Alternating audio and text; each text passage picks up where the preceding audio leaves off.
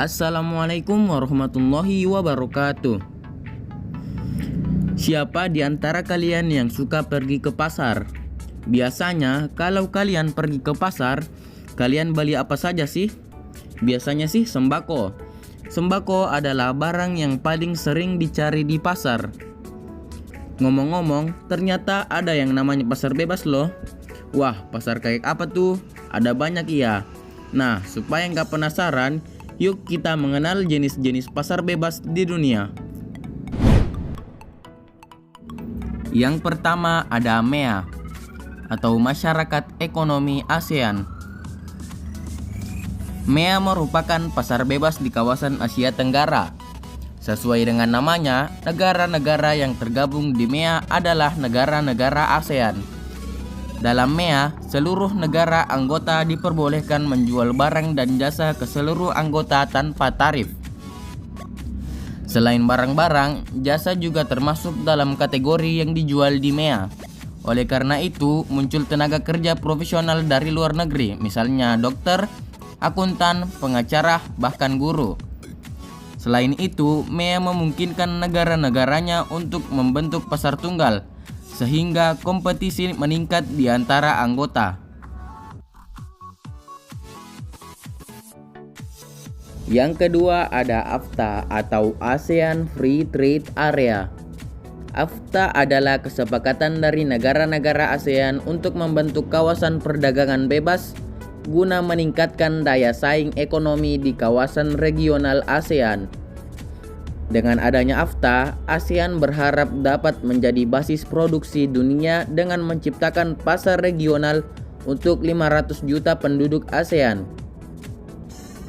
AFTA dibentuk pada tahun 1992 di konferensi tingkat tinggi ASEAN keempat di Singapura. Apa aja sih tujuan dibentuknya AFTA?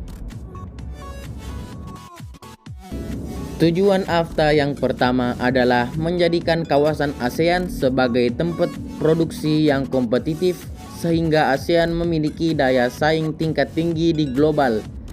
Yang kedua, meningkatkan perdagangan antar negara anggota ASEAN. Dan yang ketiga, meningkatkan ketertarikan investasi dari negeri dalam bentuk foreign direct investment.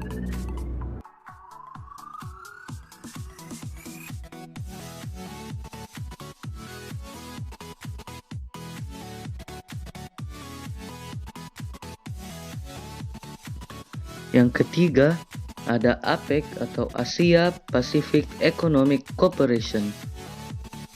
APEC adalah sebuah organisasi internasional yang bertujuan untuk meningkatkan pertumbuhan ekonomi dan kesejahteraan, serta kerjasama di antara negara-negara di kawasan Asia Pasifik.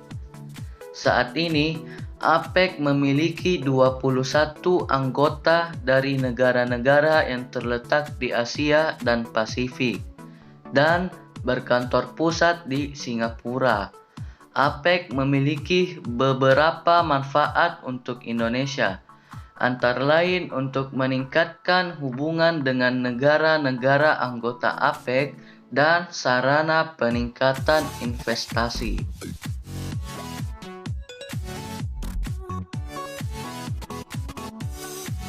Yang keempat ada Uni Eropa.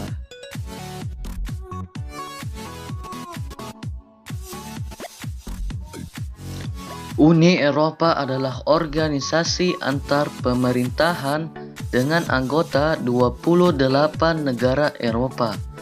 Uni Eropa bukan sebuah negara federal atau organisasi internasional dalam pengertian tradisional, tetapi sebuah badan otonom di antara keduanya.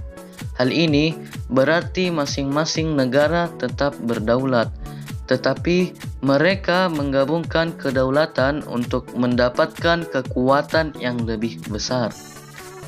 Manfaat terbesar yang didapat anggota dengan dibentuknya Uni Eropa adalah menghilangkan hambatan keluar masuk barang dari negara anggota, sehingga meningkatkan perekonomian di antara anggotanya.